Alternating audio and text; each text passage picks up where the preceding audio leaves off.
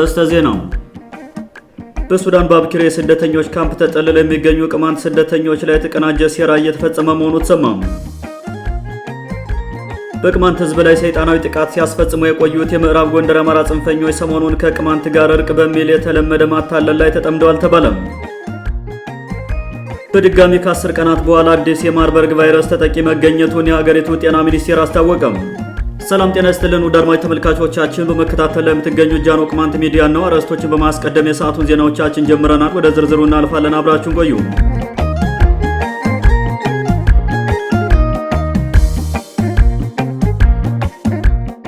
በሱዳን ባብኪር የስደተኞች ካምፕ ተጠልለው የሚገኙ ቅማንት ስደተኞች ላይ የተቀናጀ ሴራ እየተፈጸመ መሆኑ ተሰማ። የአማራ ጽንፈኛ ባለስልጣናት ስደተኞች ውስጥ በመለመሏቸው ግለሰቦች አማካኝነት በሱዳን ባብኪር የስደተኛ ካምፕ ተጠልለው የሚገኙ ቅማንቶች ከጥር እስከ የካቲት ድረስ ወደ ኢትዮጵያ መመለስ አለባቸው በሚል ካምፕ ውስጥ ውዝግብ መፍጠራቸው ተሰምቷል። የአማራ ክልል የተባለውን ብሔር ጠል ክልል የሚመሩት ጽንፈኛ ባለስልጣናት ከቅማንት ተላላኪ ባንዳዎቻቸው ጋር በመተባበር በሱዳን ተጠልለው የሚገኙ ስደተኞችን በህገወጥ መንገድ ለመመለስ በገንዘብ በደለሏቸው ግለሰቦች በኩል የስደተኛ ካምፑን እያወኩት መሆናቸውን ስደተኞች ለሚዲያችን ተናግረዋል።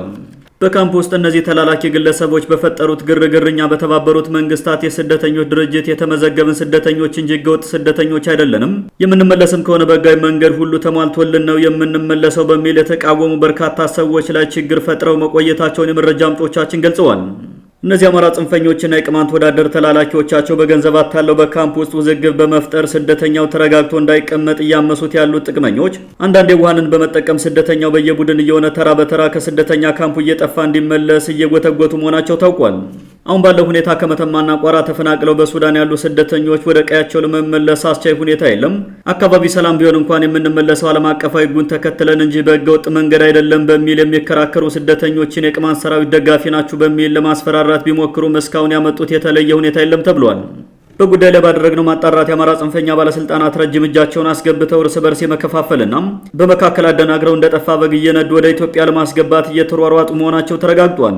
በአማራ ጽንፈኞችና በተላላኪው ቡድን ተቀጥሮ የሚሰራውና ራሱን ስደተኛ ውስጥ የደበቀው የቅማንቶችን በህገወጥ መንገድ በመመለስ መከራ ውስጥ ለመክተት የሚሰራው ቡድን ከሳምንታት በፊት ከምራኩባ ካምፕ በሱዳን መንግስት ወደ ባብኪሪ እንዲመለሱ የተደረጉ ወጣቶችን ባልሆነ መንገድ በመቀስቀስ የሴራ እንቅስቃሴያቸው ተባባሪ ለማድረግ ሞክረዋል ተብሏል።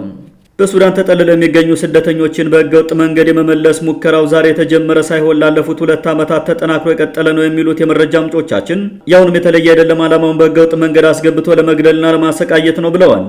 ቅማንትን ከቋራና መተማ ጠራርጎ ለማጥፋት የሚሰራው የአማራ ክልል ጽንፈኛ ሽንፋ ላይ ለመገደብ ያቀደውን የቅማንት ማፈናቀያ የመስኖ ፕሮጀክቱን ለማድረግ የግድ ስደተኞች መመለስ ስላለባቸው ነው የሚሯሯጠው ተብሏል።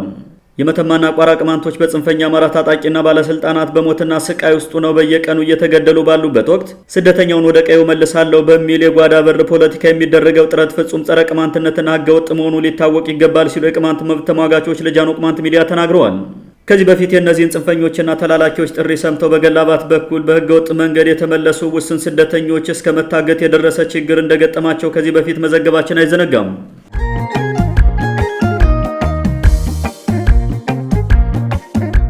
በቅማንት ህዝብ ላይ ሰይጣናዊ ጥቃት ሲያስፈጽሙ የቆዩት የምዕራብ ጎንደር አማራ ጽንፈኞች ሰሞኑን ከቅማንት ጋር እርቅ በሚል የተለመደ ማታለል ላይ ተጠምደዋል ተባለም። የቅማንትን ህዝብ ሌት ተቀን የሚያስጨፈጭፉት የአማራ ደብተራዎችና የምዕራብ ጎንደር ዞን ጽንፈኛ ባለስልጣናት ባለፈው ተሰብስበው በወሰኑት መሰረት በመቃበሌ እንጫና ጉባኤ ጀጀቤት እርቅ በሚል የተለመደውን ድራማ እየተወኑ መሆናቸው ተሰምቷል። 100 ጊዜ ታርቀው 1000 ጊዜ የሚያፈርሱት የአማራ ጽንፈኞች የቅማንትን ህዝብ እንደፈለጉ ሲያስጨፈጭፉ ከቆዩ በኋላም በጋው ሲመጣ ቀሚሳቸውን እየጎተቱ አስታራቂ መስለው ያልተጣላውን የአማራና የቅማንት አርሶ አደር ያጎናብሳሉ ሲሉ የመቃ ነዋሪዎች ገልጸዋል። የችግሩ ዋና ፈጣሪዎችና ጦር አዝምተው በጅምላ የሚያስገድሉን እነዚህ ጽንፈኞች ራሳቸው ሆነው እያለም ራሳቸውን አስታራቂ አድርገው በገደሉትና በሚያስገድሉት ህዝብ ፊት ለሽምግልና ሲቀመጡ ጭራሽ አለማፈራቸው ሊና ብሎ ነገር እንደሌላቸው ያሳያል ተብሏል። የሰሞኑ እርቅ ዋና አስተባባሪዎች ባለፈው ነሐሴ 7 ቀን በመቃ ቀበሌ ባር ኩርኩር ላይ የፋኖ ታጣቂ መርተው አምጥተው ከ20 በላይ ንጹሃን ቅማንቶችን በግፍ ያስገደሉ የማህበረ ስላሴ ገዳም ሽፍታ መነኮሳት ናቸው ያሉን የመቃ ቀበሌ ቅማንቶች መጀመሪያ ለመመልኮስ ወደ ገዳሙ ሄደን ቅማንት ከመግደል ቢታረሙ አይሻልም ወይ ሲሉ ሽምግልናው ቅማንትን ማደንዘዣ ሴራ መሆኑን ተናግረዋል። ይህ ሽምግልና በሚል አሁን እየተደረገ ያለው የጽንፈኞች ሴራ ከቅማንት ጋር ያለንን ችግር በእርቅ ፈታ ነው በሚል አካባቢያችሁ ሰላም ሆኗል፣ ወደ ቀደመ ቀያችሁ ተመለሱ በሚል በሱዳን ያሉትን ስደተኞች ለማታለል ሳይሆን አይቀርም ተብሏል። የአማራ ጽንፈኞች የቅማንትን ህዝብ ህገ መንግስታዊ የመብት ጥያቄ አዳፍነው ለማስቀረት የማይፈነቅሉት ድንጋይ የለም የሚሉት የቅማንት መብት ተሟጋቾች የዘንድሮ ሴራቸው ደግሞ በታጣቂዎቻቸው እያስገደሉን በከተማ ካድሬዎቻቸው ትምህርት ቤት እንስራላችሁ በሚል ማታለል ነው ብለዋል። የቅማንት ህዝብ የመብት ጥያቄ ተስተካክሎ ሳይቋጭ ከአማራ ጽንፈኞች ጋር የምንፈጽመው እርቅ የምናካሄደው ልማት የለም የሚሉ ወገኖች በበኩላቸው የቅማንት ህዝብ እንደተለመደው ትኩረቱን ጥያቄው ላይ ብቻ እንዲያደርግ አሳስበዋል።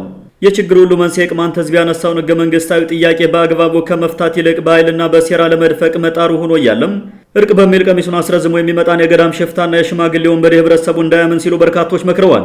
የቅማንት ህዝብ ከ2008 ዓመተ ምህረት ጀምሮ ሲጨፈጨፍ እነዚህ አማራ ደብተራዎች በየጊዜው ያልተጣላውን የቅማንትና የአማራ ህዝብ እንደተጣላ አድርገው እየሰበሰቡ ፎቶና ቪዲዮ በመስራት ለርካሽ ፖለቲካቸው ሲያውሉት እንደነበር እናውቃለን የሚሉ የቅማንት ታጋዮች ምንጊዜም ከእርቅ በኋላ ጭፍጨፋ አለና ተጠንቀቁ ብለዋል። የቅማንት ቀጠና ሰላም የሚሆነው የህዝቡ የመብት ጥያቄ ተስተካክሎ ሲመለስ ብቻ ነው። እርቅና ልማት ጥያቄ ካልፈቱ የጽንፈኞች ሰይጣናዊ ተንኮል ማስፈጸሚያ መርዞች ናቸውና ቅማንቱ እንዳይዘናጋ ተመክሯል።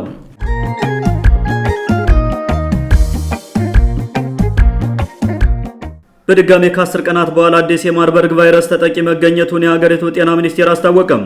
ቫይረሱ እንደገና መገኘቱን ተከትሎን በደቡብ ኢትዮጵያ ክልል የሚገኘው የዳሰነች ወረዳ ጥሏቸው የነበረውን እገዳዎች ባነሳ በሰዓታት ልዩነት ውስጥ በድጋሜ ተግባራዊ እንዲደረጉ ወስኗል።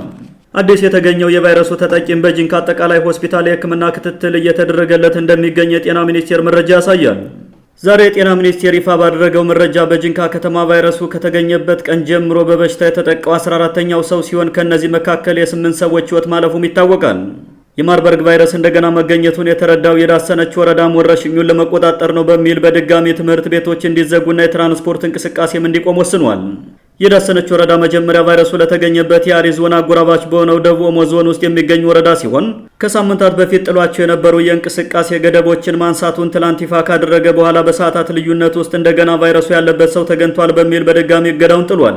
በሌላ በኩል ከአካባቢው የሚወጡ መረጃዎች እንደሚያሳዩት ወረዳው የእንቅስቃሴ ገደቡን የጣለው የጤና ሚኒስቴር በቫይረሱ የተያዘ አንድ ሰው መኖሩን ስለገለጸ ብቻ ሳይሆን በወረዳ ውስጥ አሁንም በወረርሽኙ የበርካታ ሰዎች ሕይወት እየጠፋ በመሆኑ እንደሆነ ታውቋል።